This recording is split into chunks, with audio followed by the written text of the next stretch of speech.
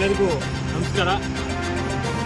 ನಿಜವಾಗ್ಲೂ ಕೂಡ ಮುಳುಬಾಗಿಲು ಹೆದ್ದಾರಿ 75ರಲ್ಲಿ ಏನು ನಮ್ಮ ಹೊಸ ಕೋರ್ಟು ಹಿಂಭಾಗ ಹಾಗೂ ನರಸಿಂಹ ತೀರ್ಥದ ಒಂದು ಹೊಸ ಮಾರ್ಗ ಏನು ರಸ್ತೆ ಕಾಮಗಾರಿ ನಡೀತಿದೆ.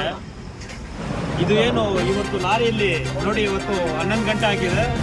ಲಾರಿ ಮೇಲಿಂದ ಬಿದ್ದು ಕೆಳಗಡೆ ಬಿದ್ದಿದೆ. ಲೋಡ್ ಗಾಡಿ ಇಲ್ಲ, ಖಾಲಿ ಗಾಡಿ ಬಿದ್ದಿದೆ ಮೇಲಿಂದ. ಬಟ್ ಆ ಒಂದು ಡ್ರೈವರ್ ಒಬ್ಬರೇ ಇದ್ರು, ಆ ಡ್ರೈವರ್ಗೆ ಕೈ ಮುರಿದಿದೆ. ಈ ಒಂದು ಸಂದರ್ಭದಲ್ಲಿ ನಾನು ಹೆದ್ದಾರಿಯ ಗುತ್ತಿಗೆದಾರರಾಗಿರುವಂತಹ ಮೊನ್ನೆ ಕೂಡ ಎಚ್ಚರಿಕೆ ಕೊಟ್ಟಿದ್ದೀನಿ, ಆದಷ್ಟು ಕಾಮಗಾರಿನ ಬೇಗ ಮುಗಿಸಿ ಅಂತ. 2-3 ವರ್ಷಗಳಿಂದ ಈ ಕೆಲಸ ಎಷ್ಟು ನಿಧಾನಕ್ಕೆ ಮಾಡ್ತಾ ಇದ್ದಾರೆ ಅಂದರೆ ಅಷ್ಟೊಂದು ನಿಧಾನಕ್ಕೆ ಮಾಡ್ತಿದ್ದಾರೆ. ನಮ್ಮ ಶಾಸಕರಾಗಿರುವಂತಹ ಸಮೃದ್ಧಿ ಮಂಜುನಾಥ್ ಸರ್ ಅವರು ಮೊನ್ನೆ ಒಂದು ಕನ್ನಡ ಪೂರ್ವಭಾವಿ ಸಭೆಯಲ್ಲಿ ನಮಗೆ ಹೇಳಿದ್ರು, ಹೆದ್ದಾರಿ 75 ಅನ್ನು ಬಂದ್ ಮಾಡಿ ಅದನ್ನ ಕೂಡಲೇ ಕಾಮಗಾರಿಯನ್ನು ಮುಗಿಸ್ಬೇಕು ಅಂತ ಹೇಳಿಬಿಟ್ಟು ನಮಗೆಲ್ಲರಿಗೂ ಹೇಳೋದು, ಸಂಘಟನೆಯವ್ರಿಗೆಲ್ಲರಿಗೂ ಹೇಳೋದು, ನೀವೆಲ್ಲರೂ ಕೈ ಜೋಡಿಸ್ಬೇಕು ಅಂತ. ಆದರೆ ನಮ್ಮ ಶಾಸಕರು ಒಂದು ಕಿವಿಯಲ್ಲಿ ಹೇಳಿ ಒಂದು ಕಿವಿಯಲ್ಲಿ ಬಿಟ್ಟಿದ್ದಾರೆ. ಯಾಕೆ ಅಂದರೆ ಹೇಳ್ತೀನಿ ಅಂದರೆ, ದಯವಿಟ್ಟು ಸರ್ ಒಳ್ಳೆ ಕೆಲಸಗಳು ತಾವು ಮಾಡ್ತಾ ಇದ್ದೀರಣ್ಣ, ಇಲ್ಲ ಅಂದಿಲ್ಲ. ಬಟ್ ಇವತ್ತು ಅನಾಹುತ ಹೆಂಗಾಗಿದೆ ಅಂದರೆ ಯಾರ್ದಾದ್ರೂ ಪ್ರಾಣನೇ ಸರ್, ಯಾರ್ದನ್ನ ಆಗಲಿ, ಇಲ್ಲ ನಮ್ಮ ಜಿಲ್ಲೆ ನಮ್ಮ ರಾಜ್ಯದವರಾಗಲಿ ಇಲ್ಲ ಹೊರ ರಾಜ್ಯದವರಾಗಲಿ, ಯಾರ್ದನ್ನ ಕೂಡ ಪ್ರಾಣನೇ. ಪಾಪ ಮೇಲಿಂದ ಕೆಳಗೆ ಬಿದ್ದು ಲಾರಿ ಪೀಸ್ ಆಗಿದೆ. ಅದರ ಜೊತೆಗೆ ಆತನಿಗೆ ಒಂದು ಕೈ ಇಲ್ಲ, ಕೈ ಮುರಿದೋಗಿದೆ.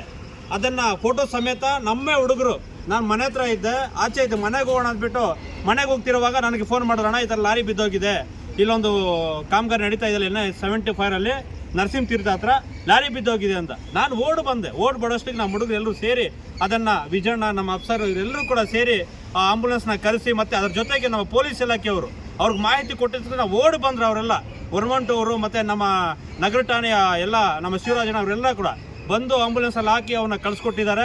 ನಿಜವಾಗ್ಲೂ ಕೂಡ ಹೇಳ್ತಾ ಇದ್ದೀವಿ, ಒಳ್ಳೆ ಮಾತಿಂದ ಹೇಳ್ತಾ ಇದ್ದೀವಿ, ಎಚ್ಚೆತ್ತುಕೊಳ್ಳಿ. ಶಾಸಕರಾಗಿರಬಹುದು, ನಮ್ಮ ಜಿಲ್ಲೆಯ ಸಂಸದರಾಗಿರುವಂಥ ಮಲ್ಲೇಶ್ ಬಾಬು ಸರ್ ಅವರು ಆಗಿರಬಹುದು, ನಮ್ಮ ಕೆಲಸವನ್ನ ಮಾಡಿಕೊಡಿ ದಯವಿಟ್ಟು. ಇಂಥ ಅನಾಹುತಗಳು ತುಂಬ ನಡೀತಾ ಇದೆ.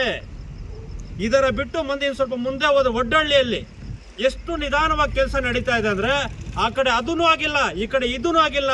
ಆ ಕಡೆ ಮುಂದೆ ಆ ವಿರೂಪಾಕ್ಷಿ ರಸ್ತೆ, ಗೇಜಾಬ್ ರಸ್ತೆ ಎಲ್ಲವೂ ಕೂಡ ನಿಧಾನವಾಗಿ ಕೆಲಸಗಳು ನಡೀತಾ ಇದೆ.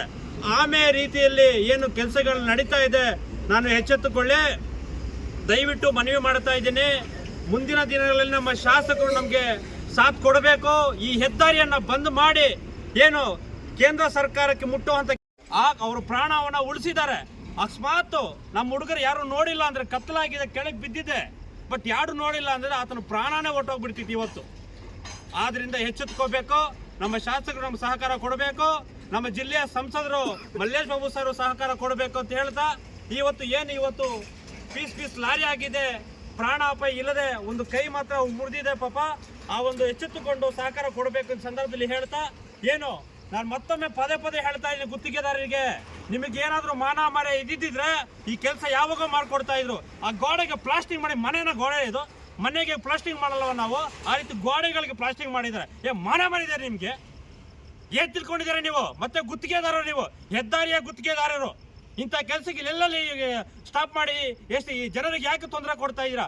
ಸಾವಿರಾರು ರಸ್ತೆಗಳಲ್ಲಿ ಓಡಾಡುವಂತಹ ವೆಹಿಕಲ್ಸ್ಗಳು, ವಿದ್ಯಾರ್ಥಿಗಳು ಶಾಲಾ ವಾಹನಗಳಲ್ಲಿ ಓಡಾಡ.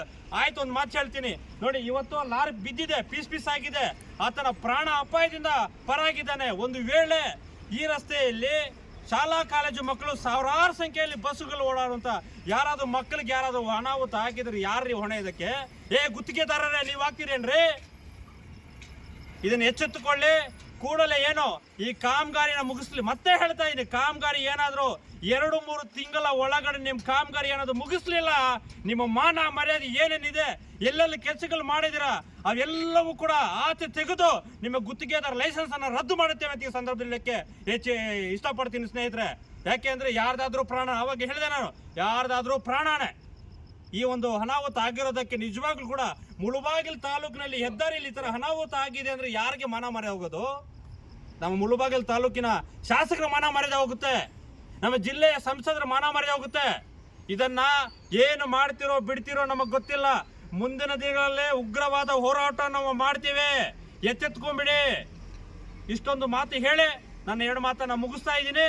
ಏನು ಈ ಅನಾಹುತ ಆಗಿದೆ ಅದಕ್ಕೆ ಸರ್ಕಾರನೇ ಹೊಣೆ ಅಂತ ಹೇಳ್ತಾ, ಆ ಗುತ್ತಿಗೆದಾರರೇ ಹೊಣೆ, ಬೇರೆ ಇನ್ಯಾರೂ ಅಲ್ಲ, ಗುತ್ತಿಗೆದಾರರೇ ಹೊಣೆ ಅಂತ ಹೇಳ್ತಾ ಈ ಸಂದರ್ಭದಲ್ಲಿ ನನ್ನ 2 ಮಾತನ್ನು ಮಾತಾಡ್ಲಿಕ್ಕೆ ಅವಕಾಶ ಮಾಡಿಕೊಟ್ಟ ನಮ್ಮ ವಿಜಯಣ್ಣ ಅಫ್ಸರು, ಕಾರ್ತಿಕ್ ಅಣ್ಣ, ಅನಿಲ್ ಅಣ್ಣ, ಎಲ್ರಿಗೂ ಧನ್ಯವಾದ ಹೇಳಿ ನನ್ನ 2 ಮಾತನ್ನು ಮುಗಿಸ್ತಾ ಇದ್ದೀನಿ ಸ್ನೇಹಿತರೆ.